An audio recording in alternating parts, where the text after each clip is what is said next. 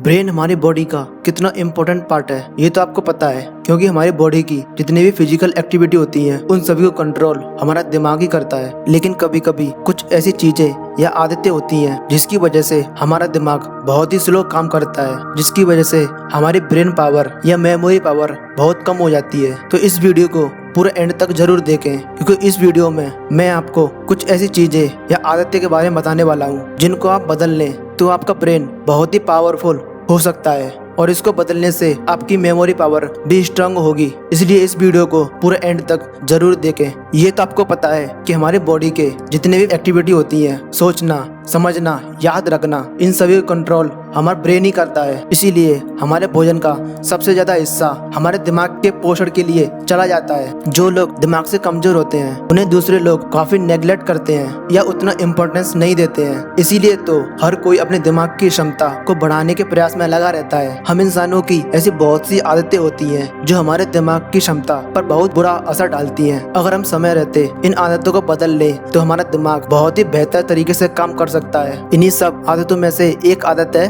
कम सोना। एक अच्छी नींद हमारे दिमाग को तरोताजा करने के लिए, शरीर के दूसरे अंगों को आराम देने के लिए बहुत जरूरी है। अगर आप सोचते हैं कि आंखें बंद करते ही हमारे बॉडी के दूसरे अंग भी काम करना बंद कर देते हैं, तो आपको बता दें कि ऐसा नहीं है। वर्ल्ड हेल्थ ऑर्गेनाइजेशन WHO ने एक रिसर्च की जिसमें पाया कि पूरे दिन भर जगने और काम करने से हमारे दिमाग में कई ऐसे हार्मफुल मटेरियल आ जाते हैं जिनसे हमारा ब्रेन अनहेल्दी हो जाता है। जब हम सोते हैं तो हमारा दिमाग उन सभी हार्मफुल मटेरियल को बाहर निकालकर खुद को साफ करता रहता है, ताकि हम जब सुबह उठें तो हल्का महसूस करें। ऐसे में अगर हम कम सोते हैं तो हार्मफुल मटेरियल की यह पूरी प्रक्रिया अधूरी रह जाती है। ऐसे में ये मटेरियल ब्रेन की सेल्स को बहुत ही नुकसान पहुंचाते हैं, जिससे हमारी सेल्स डैमेज होती रहती है और हमारा दिमाग अस्वस्थ यानी कि अनहेल्दी हो जाता है। कई शोधों में ये बात सामने आई है कि कम नींद लेने की वजह से ही high blood pressure, breast cancer और हार्ट अटैक जैसी बीमारियों का खतरा भी बढ़ जाता है। साथ ही शरीर में बहुत सी सेल्स डैमेज भी हो जाती हैं। इसीलिए रिसर्च में यह भी सामने आया है कि नींद लेना न केवल हमारे बॉडी के अंदर पार्ट के लिए जरूरी है, बल्कि बाहर के बॉडी पार्ट जैसे स्किन के लिए भी बहुत फायदेमंद है। और कम सोने का सीधा असर हमारे मानसिक स्थिति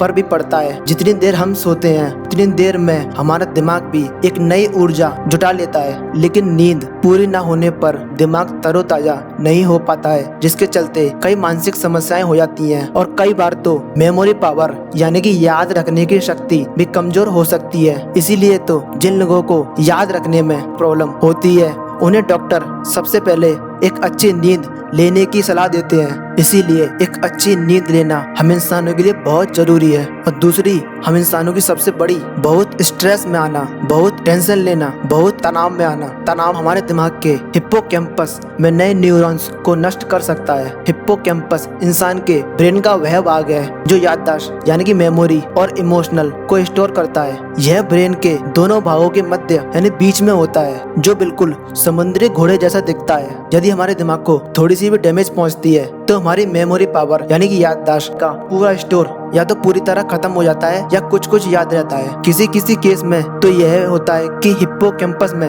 याददाश्त नहीं बनानी पड़ती है। यह ब्रेन के उन दो हिस्सों में से एक होता है जो हमारे ब्रेन में नई सेल्स का निर्माण करता है। लेकिन तनाव की वजह से इन सेल्स की संख्या कम होने लगती है, क्योंकि तनाव दिमाग की कोशिका को नष्ट कर देता है। तनाव हमारे ब्रेन की मेमोरी पावर और इमोशनल जहाँ स्टोर होते हैं यह उन क्षेत्र यानी एरिया को सिकुड़ने लगता है और तनाव की वजह से ही इंसान के अंदर नेगेटिव थॉट्स आने लगते हैं। रोजाना का बहुत तनाव दिमाग के वॉल्यूम पर भी इफेक्ट डालता है, जिससे दिमाग सिकुड़ने लगता है। इन्हीं सब आदतों में से तीसरी आदत है बहुत कम बोलना। WHO की एक स्टडी के मुताबिक जो लोग बहुत कम बोलते हैं या बात करते हैं उनमें ब्रेन डैमेज का काफी खतरा होता है। ऐसा इसलिए क्योंकि कम बोलने या सोचने से दिमाग की कोशिकाएं यानी कि सेल्स एक्टिव नहीं रहती हैं, जिससे वे सिकुड़ने लगती हैं। वही जब हम बातें करते हैं तब कोशिकाएं यानी सेल्स एक्टिव रहती हैं और उनकी कार्य करने की क्षमता भी बढ़ जाती है, क्योंकि सोचना हमारे दिमाग के लिए एक तरह की